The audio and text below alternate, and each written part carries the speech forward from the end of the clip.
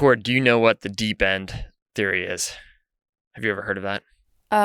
No. Is it like throwing a kid into the deep end so they learn to swim faster? Yeah. I mean, yes, they're right. It's this idea of that if you want to learn something, if you want to progress quickly, if you want to reach a level of competency quite quickly, is that you put somebody in the deep end. That you get thrown in, or you throw yourself in the deep end and you go from there. And there are totally It's like language immersion. Exactly. 100%. Like that idea. We see that all across all sorts of different applications, language, mountain climbing. And we've got a story today about this sort of like idea of diving into the deep end, of just going full commitment. And I think it's a fascinating thing, because I remember one of our first team members at the Dirtbag Diary, Duct Tape and Beer Dirtbag Diaries, was a really, really talented guy on a lot of levels. He was really good at editing and really good at visual stuff, and was really good at photography. And he was with us for a while, and then he eventually came to me and says like, hey, I really want to go out, and I want to go travel, I want to do all these things, and we're like, I think you'd be great at that. And he asked, well, how do you have tips for me to how I can become a photographer and make a living doing it? And I remember sitting down to him and just being like, well, do you have a credit card? And he's like, yeah. And I was like, well, go max it out and go start doing trips and go start taking exceptional photos, and it'll probably work out. And I remember I got to know his family, and at some point his mom was like, you gave my son the worst advice ever. And I remember like looking at her and I was like, well, it worked out. And she's like, it worked out, and like, it was this funny moment, but part of it was that level of not asking for permission to become something. And stories like that are powerful. And they're really cool. And it's not to say that there aren't other ways to be successful, but that's one way. And it creates some good stories sometimes. Well, today we have a story for you guys about landscape painting and the charm of somebody who dove into the deep end, both in the outdoors and with his career. So we're very excited to share his story with you guys today. I'm Fitzcahall. I'm Cordelia Zars. You're listening to the Dirtbag Diaries. And remember, kids, max out those credit cards.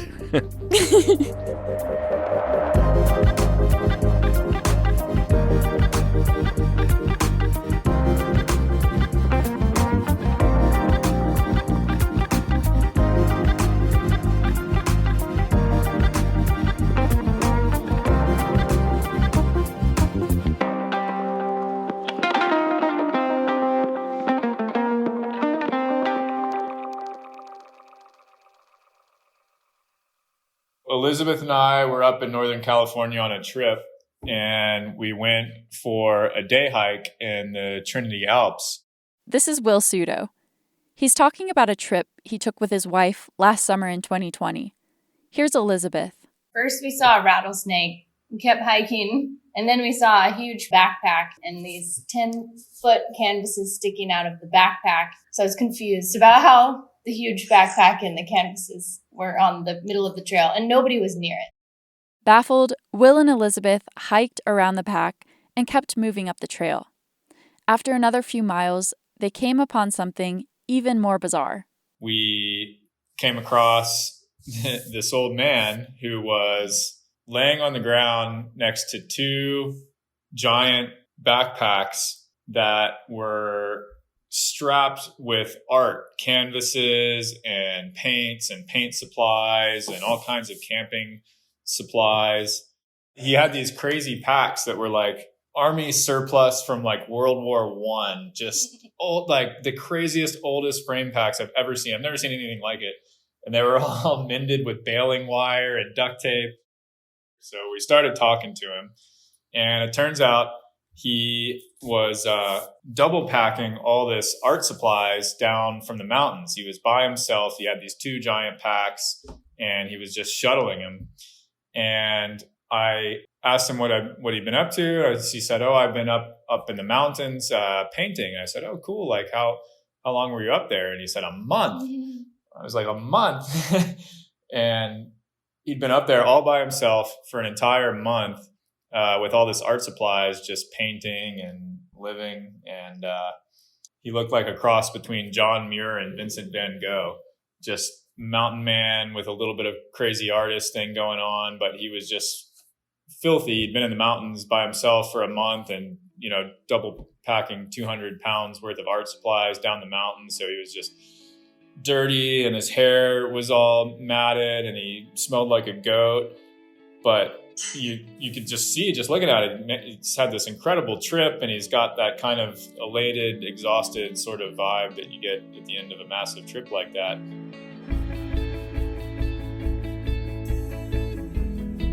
Will and Elizabeth offered to help this older man, they learned his name was Ken, haul his packs back to the parking lot.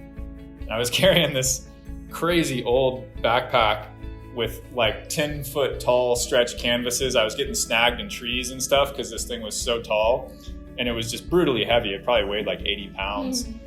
We just slogged it out and I got to talk to him a bunch and I was just struck by how interesting of a guy he was. We had just this super rambling sort of trail discussion where we talked about books and literature and philosophy and life experiences and wilderness trips. And he was telling me how he'd done a bunch of trips like this up into the Trinity Alps, anywhere from a couple weeks to several months, spending a whole season, a whole summer basically up there painting, and winter trips that he had made up there, just sort of like a localized John Muir sort of wanderer, but would always pack all this art supplies and just hang out in one place for a long time.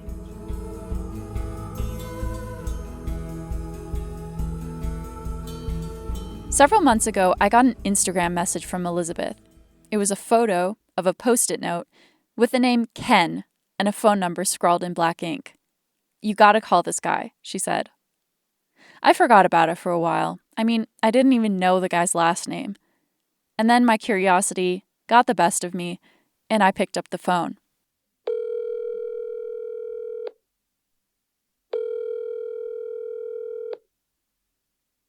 Yeah, hi, this is Ken. I can't answer the phone right now. I'm busy trying to figure it out. But go ahead and leave a message. I'll find you somewhere. Thanks a lot. I left a message. Weeks passed. Nothing. I crossed Ken's name off my list of possible story leads and moved on. And then out of the blue, about 3 weeks after I had originally called, a 707 number popped up on my screen. So I answered. And this scratchy, wizened voice on the other end told me his name. Ken Jarvela is my name. Humboldt County, California. It's the northwest coast, just south of the Oregon border. I nearly jumped out of my chair. "You're the guy, the sticky note guy." Elizabeth had told me essentially nothing about him, other than that he was a painter, and they had met him on a trail in California. So I started doing the wonderful thing I get to do for my job, asking questions. I started with where he grew up and how he got into painting. 1958, I think it was. It was a long time ago that I was born, and lived there till I was 18. Ken grew up just over the hill from where he lives now, in Sunny Brae, California. Right after he finished high school, he went on a backpacking trip with his cousin into the Trinity Alps, just east of Sunny Brae. He'd never been up to the Trinity Alps. I'd only been up there a couple times. Really nice mountains. Go up to 9,000 feet. It's the real deal. Granite, glaciated. Anyway, so we go up there and he's got this drawing pad. We're sitting in camp and he's drawing this little outcrop of this rock. And I'm thinking, he's got a camera. What in the world would he be drawing for? So I was, "What are you doing?" He said, "Well, I'm just drawing so I can take something home and show Nancy where I've been," his girlfriend. And I thought, man, that is a cool idea.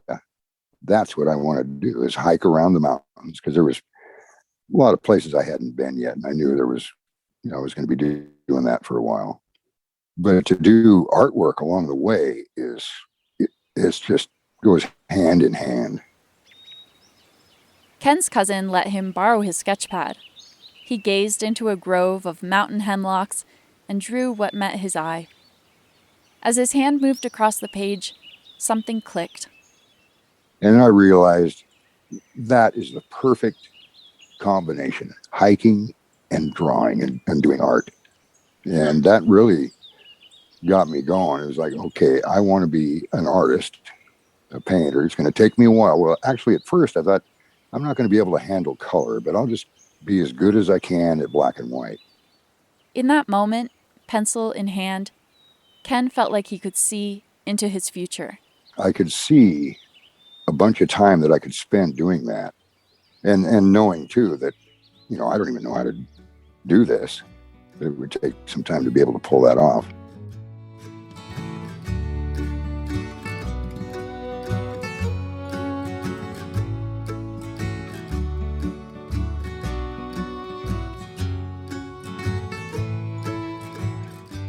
When Ken got back home, he bought some simple art supplies: pencils, ink washes, everything in black and white.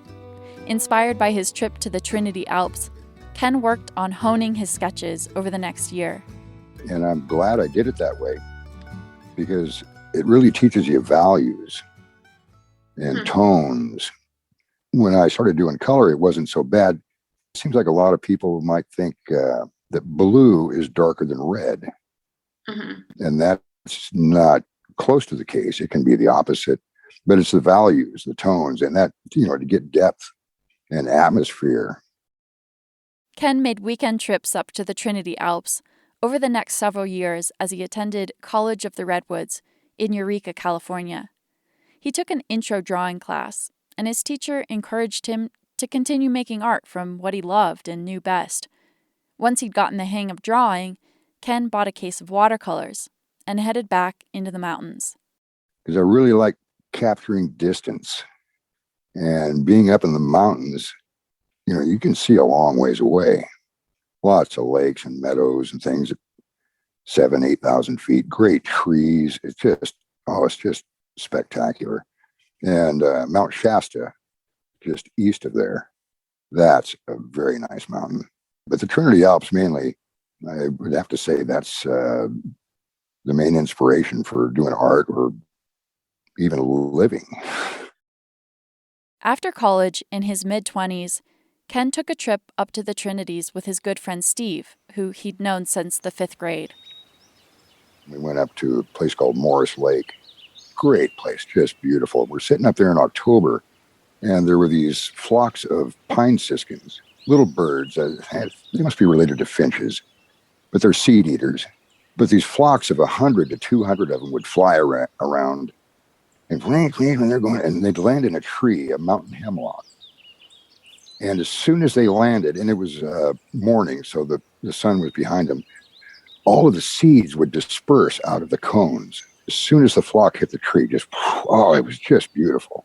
It was a great trip, but we were sitting there talking and thinking how nice it would be to spend the winter up here. And so we thought, next winter, let's give it a go. Let's see if we can do it. And we planned it. We were going to spend the whole winter up there. God, we had all kinds of plans. But my friend, he couldn't make it in the end. He got a girlfriend and a logging job. But instead of bagging the trip, Ken decided he would do it anyway, alone. And I didn't realize what it would take. But I planned it and, narrowed things down. I thought, not the whole winter, but I'll go for 3 months. And I think I had 2 months to prepare at that point, except I hadn't told my dad. Eventually, Ken did tell his dad, who reluctantly supported him and passed the news along to the rest of the family. My uncle is a real character. I said, well, Kenny, the only difference between you and the Donner Party is you won't have anybody to eat.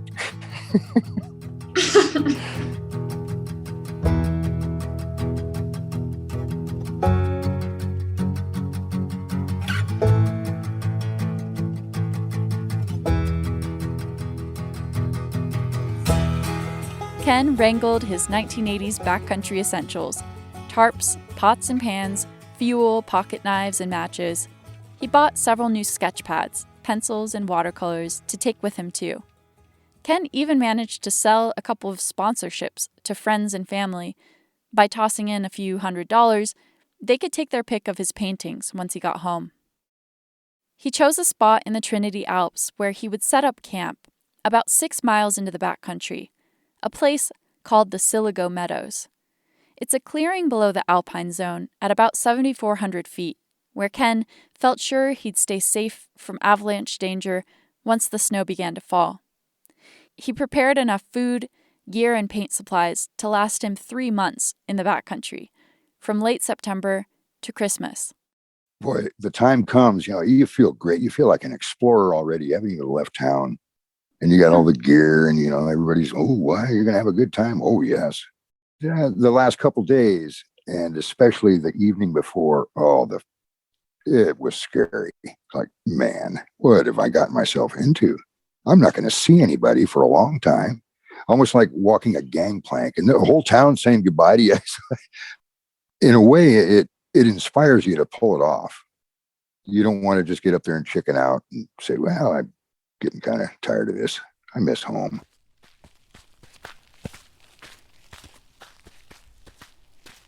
In the last week of September 1985, a few friends drove Ken to the trailhead and helped him hike 6 backpacks of food and art supplies up to the Siligo Meadows.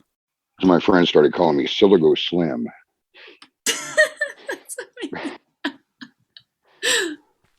That's a pretty good nickname.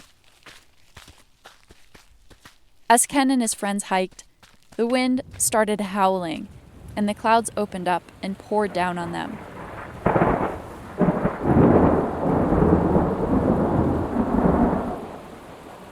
As they gained elevation, the rain turned to snow. When they arrived in the meadows, Ken cleared a spot on the snowy forest floor to build his shelter. There was a rock that was about maybe 6 feet high. It was flat on one side. And I leaned some poles up next to it and then put a tarp over that. And so it was pretty roomy. I couldn't really stand up in it, but I didn't spend a lot of time in there. Once they'd helped him get settled into his new mountain home, Ken's friends shouldered their packs to head back down the trail. The first feeling when someone says, okay, well, we'll see you. Have a good time. And they turn around and go away. There is a silence that comes over you. And you turn around and you, oh my God, I'm in for it. And you look at the amount of food you have and you think, it's going to take a long time to eat that. Mm-hmm. All of that food. I think I had 5-gallon buckets worth of food. After his first night alone in the shelter, Ken pulled back the tarp to find that a little more snow had fallen in the dark. It snowed 3 feet right away at the end of September. But it didn't snow after that, and it melted gradually. It was just, it was fantastic. There was one morning where it was clearing off in the blue sky and the clouds kind of tearing off the peaks. The snow was like laundry detergent, just the lightest stuff. And that was the first time I'd experienced something like that.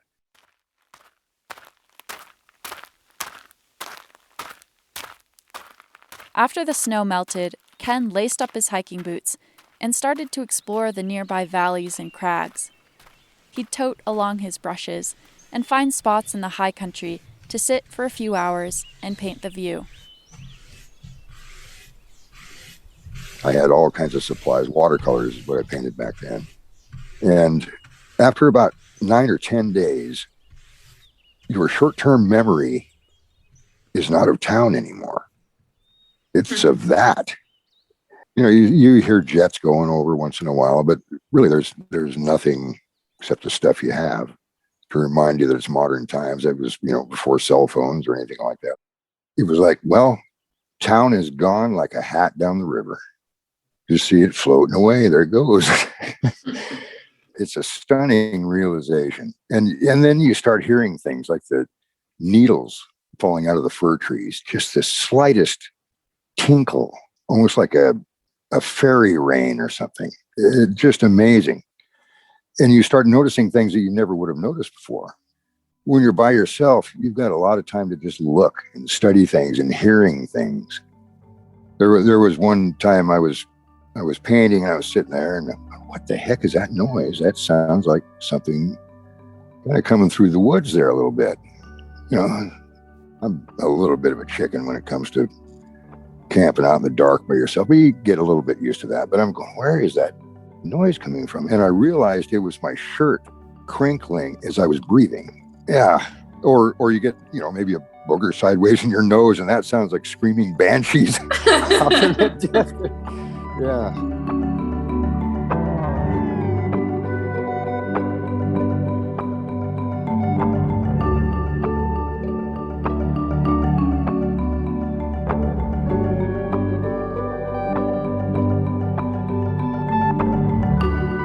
After a few weeks, Ken got into a rhythm.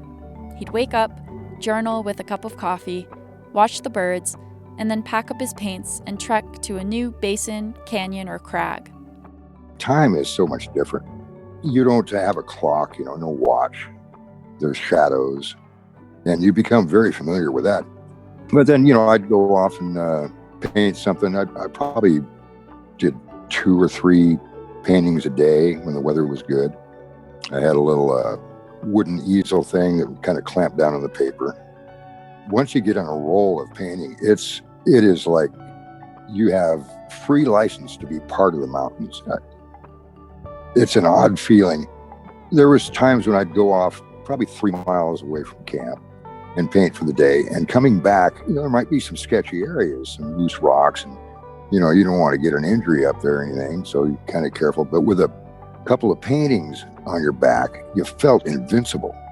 Maybe it's a sense of pride or a sense of going through the same kind of distress and discomfort that the trees and things have to, and the birds up there, and the animals, the things they have to do.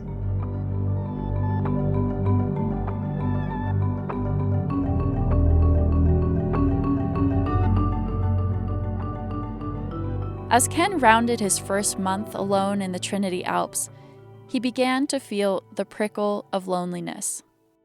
It was terrifying. For one thing, I was afraid it was going to get the best of me and I would leave. I'd have dreams of town at night, very vivid dreams, seeing friends. Oh, God, how was it? Oh, well, it was great. But I'd feel real disappointed that I had chickened out and went home. And I'd wake up in the morning and go, oh, thank God, that was just a dream. Trickling streams sounded like conversations between friends. The shadows dancing under moving leaves looked like human shapes on the forest floor. Even the birds started to sound like dinner guests. Oh, at first, man, look at this food. I got chocolate bars, I got cashews, I got all this stuff. Well, when you run out of that, you only eat to restore calories. There's no joy in it. In the preparation of the eating, it's just, okay, I need to eat. As far as crackers or bread or anything, that was gone. But I had pancake mix.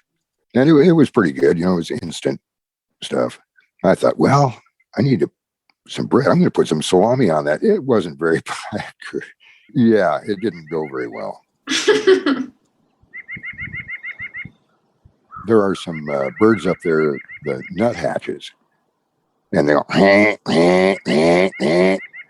well, it sounded like they were laughing at me for choking down this terrible food. Shut up, you guys. You eat bugs. What do you have to say?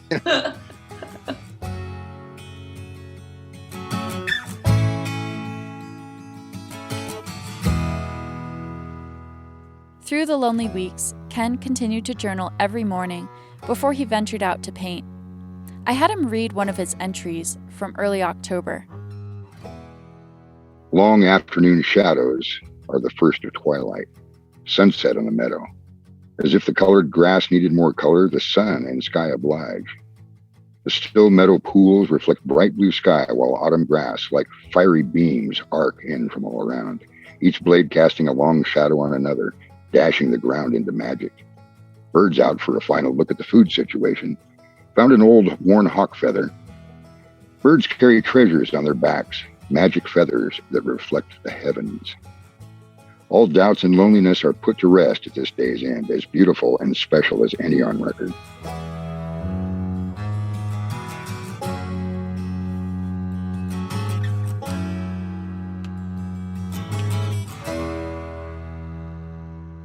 Despite the ebbs and flows of loneliness, Ken stuck to his routine and kept developing his watercolor skills. He had never taken a painting class, but the mountains proved teacher enough for a lifetime. One painting I did, I was down in the woods. There was some avalanche damage in the forest. Anyway, that's what I was going to paint. And I got done, that's not too bad. But wait, I didn't paint the blue sky. I'd forgotten to do the sky, so it was just white paper. But I realized that's much better that way because it's that brightness. When you're in the woods and you look up and you see the bits of sky through the branches, they are bright white. Even a blue sky, you're not going to see much color in that. So that taught me to paint what you see, not so much what you think it should be. He learned after dozens of paintings to lightly pencil before he painted so that he could easily erase without scrubbing the pigment off the paper. On one cool morning, he noticed that the paint was freezing in the shadow of his easel. Wow. So I tilted the whole thing into the shade, and instantly these wings of ice went across the whole sky and froze the watercolor. I thought, wow, man, well, that's going to wreck it. But the thing is, the ice sublimates, it evaporates. And so it leaves its marks on there. It's almost like a magnet where you get the little metal filings. The sediments in the paint line up with these ice crystals. And when they evaporate, they are pristine. It looks like ice crystals on there. So that it's like having nature be, have a hand with a brush there or something.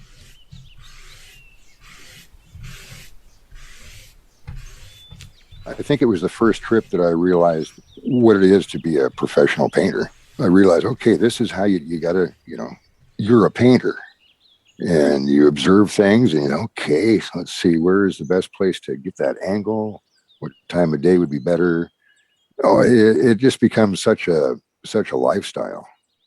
It's like your job is your love.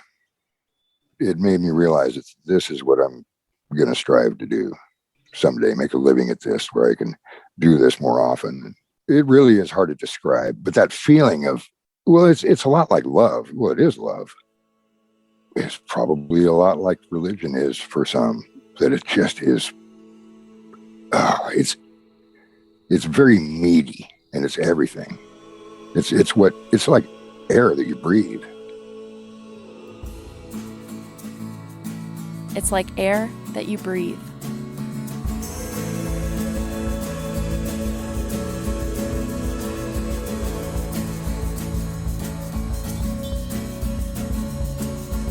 After the break, Ken prepares for winter in the mountains. Stay with us.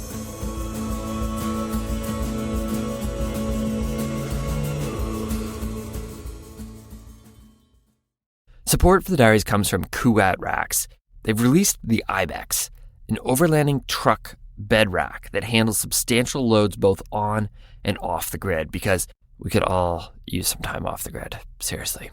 Constructed from lightweight yet durable aluminum, the black powder coat is made for all the nature you can throw at it. Available in different frame sizes to accommodate most truck models, the Ibex is engineered for adventure with versatile full and half-height configuration.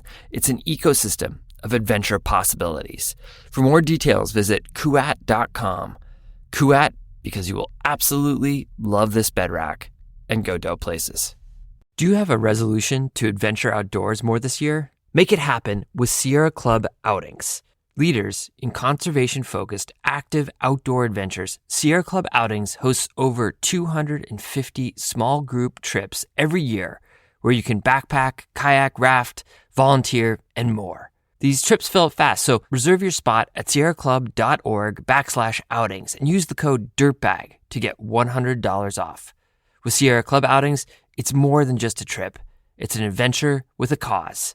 We'll put a link in the show notes. Check out all the incredible trips they have and make that resolution happen. Hey everyone, it is that time of year. We need your shorts, your stories, because you power this show. We hear from so many of you that one day you're going to submit your short and send it to us at the diaries. Guess what? That moment, it could be right now. So make it a New Year's goal or use it as an excuse to take a break from Uncle Joe at the holidays. You make this community, your voice is valued. You can find all the information you need at our website, dirtbagdiaries.com. Click on the Write Us tab where you can find instructions and the submission form. Pay attention to it. It helps the cause. Trust me. Link is in the show notes, so take a moment, click on it, consider it, and then get to work. You've got until January 19th to send us your short. Once again, it's dirtbagdiaries.com/write us. Thanks. In early November, about 5 weeks into his trip, the days began to shorten. Ken awoke to frost most mornings and watched his breath hang in white clouds over his sleeping bag at night. Ken knew that soon the snow would fall. He began pondering how he would hike all of his gear and paintings down the mountain at the end of his trip through feet of powder.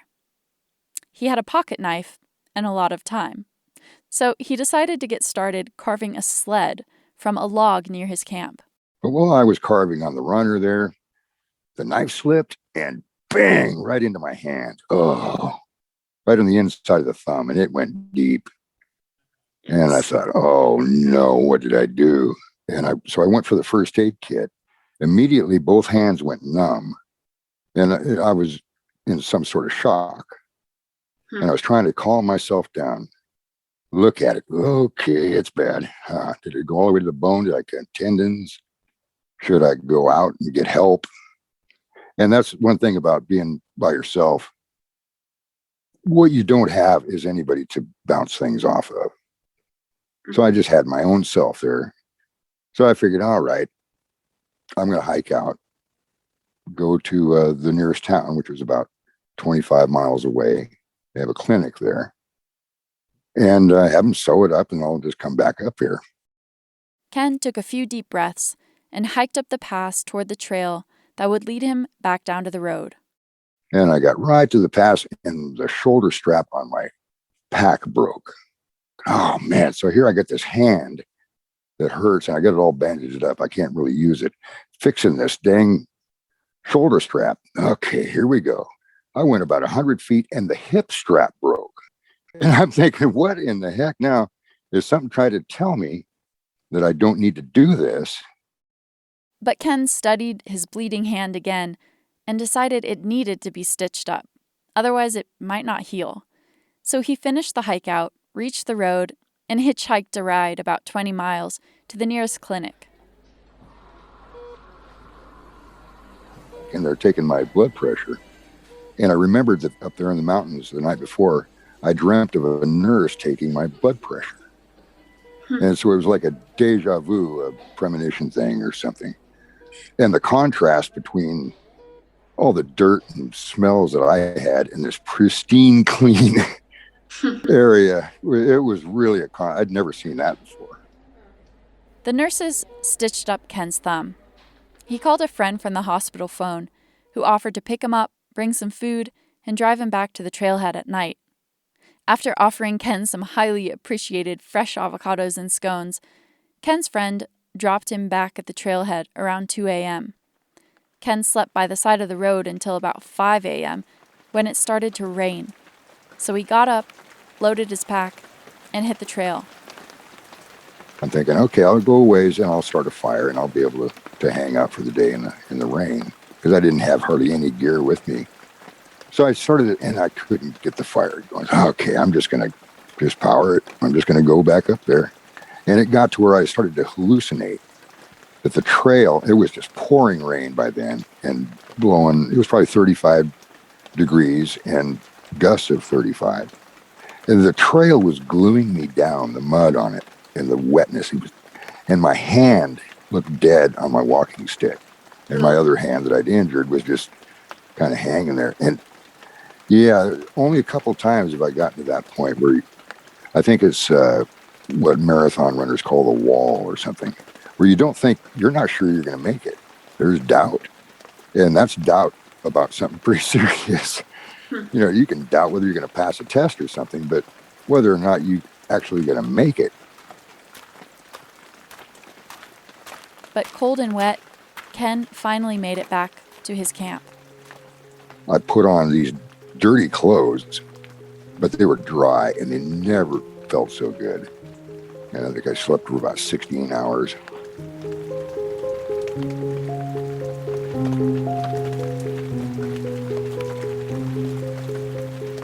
But the storm didn't abate. The next night in camp, the winds blew so fiercely that they began tearing the grommets out of Ken's tarp. In the middle of the night, Ken shoved a flashlight in his mouth and tried to tie the tarp down with one hand as it flapped in the screeching wind. When the weather finally did clear, Ken made it about another week and a half in the backcountry before he realized that with his injured hand, he needed to head home. He couldn't paint as well anymore, and every camp routine became arduous and frustrating. So he packed up camp, took a last longing look at the Siligo Meadows, and hit the trail.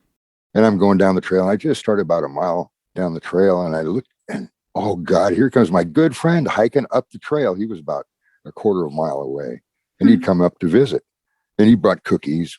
So Ken turned around and headed back to camp with his friend for a few last nights in the backcountry. Here's another excerpt from Ken's journal. This is quite an experience of rejuvenation, and the mountains gleam with renewed beauty. Proof that solitude and loneliness were my biggest displeasures, our conversation wears them away. To celebrate our good fortune, we head up for the craggiest portion of the Gibson Spires, trying for the wildest gully, too steep for rocks to collect, but not so for the adequate footing. A surprisingly easy climb to the top, looking down on gnarled bluffs and pinnacles. Below on the steep base is a granite dike 10 feet high that is eroded into a nice thin arch. Steve brings a scornful plea that I not leave the harmony of the wilderness, that civilization is as money-oriented as ever, and I would be disappointed with my return. At this point, though, I need the contrast and contact with family and friends, but will greatly enjoy these last couple of days.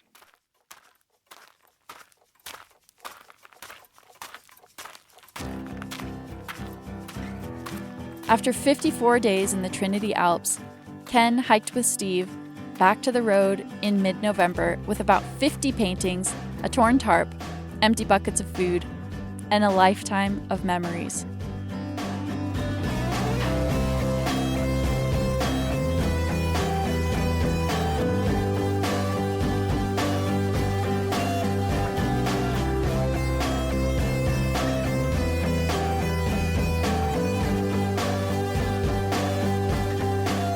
Over the next 3.5 decades, Ken kept painting and returned to the Trinity Alps year after year to find new inspiration for his canvases.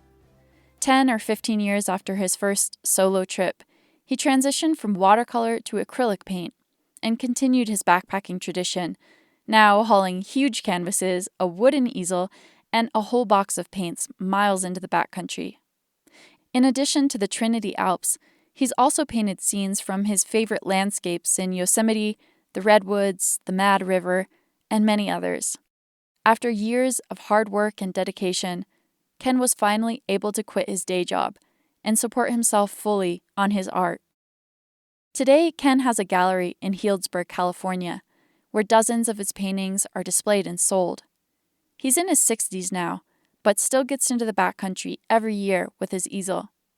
When Will and Elizabeth bumped into him last summer, he was coming off a 29-day solo trip in the Trinities. He hasn't updated his gear much since the 80s and exudes the kind of legendary mystique to stop hikers in their tracks and then pass along the story of how they met a gifted painter in the Alpine zone. Now I know why Elizabeth sent me his number. Near the end of our call, I asked Ken if he had any advice for aspiring painters. He said start with blind contour drawing, just a pencil on paper, not looking down, just at the scene in front of your eyes. 90% of painting is done without a brush in your hand. And I really feel like a lot of what I'm able to do or put into a painting comes from just observing. And you learn that way.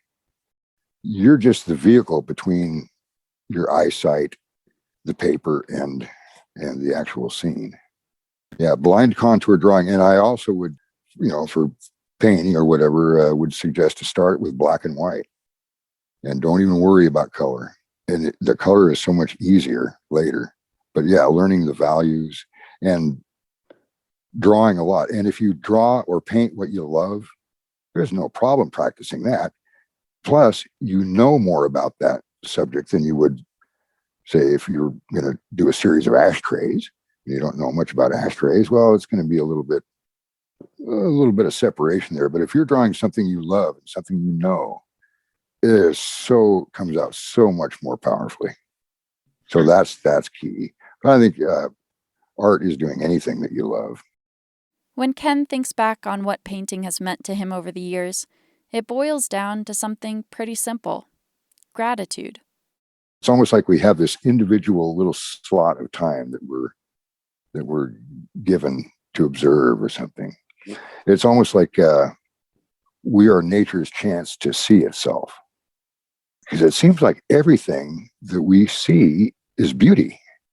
Seeing things as beauty, I think, is really a chord, what a human being is made for.